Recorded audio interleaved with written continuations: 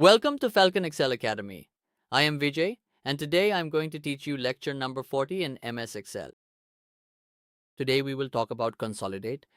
In the Data tab commands, we are going to discuss the Consolidate function, how this function works, and how much it can simplify your work.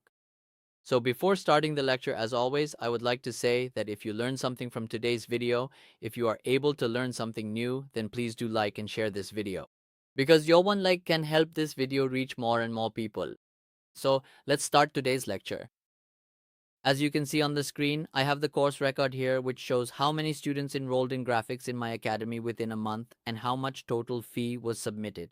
We have this record for AutoCAD just like we have for Web, Java, and the other courses as well. This is the record for the first month on sheet number 1, the record for the second month is on sheet number 2, and the record for the third month is on sheet number 3. Now what I want is to have the total record here of all the students who enrolled each month in all the courses, so that I know how many total students were there for graphics in the past 3 months, how many for AutoCAD, how many for Web, and what the total fees collected for each was. That is, we want to summarize the data that is spread across different sheets onto a separate sheet. As I mentioned, I need to bring all that data onto sheet number 4 here. So here we come to sheet number 4, I clicked on it, and after clicking, we need to click on the Data tab. And then after that, we will click on Consolidate here. And as soon as we click on Consolidate, this Consolidate dialog box opens up in front of you.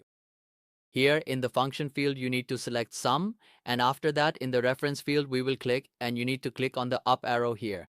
After clicking on the up arrow, you need to go to the first month and then from courses to the rest of the fees, however much detail you have entered here, you need to select all of them. Then click on this arrow and add them.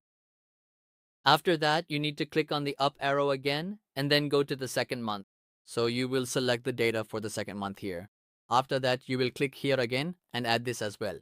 Then you need to click on the up arrow again. Next, you will go to the third month and select the data in the same way. Then click here and add that as well. After that, if you also want to bring in the top row and left column, you can do that too. You need to click on Create Link to Source Data. Now, as soon as we click OK, you can see that with just one click, we have received the complete record here for the past 3 months. For graphics, the number of students we had was 14, and the total fees submitted were this much. For AutoCAD, we had 13 students, and the total fees submitted were this much. For Web, we have 11 students here, the total fees submitted were this much. And for Java, the total number of students we have is this much, and the total fees submitted were this much. So you can see how easily data from different sheets can be summarized using the Consolidate feature. So this was my lecture for today in which I taught you how you can use the Consolidate feature to summarize your data.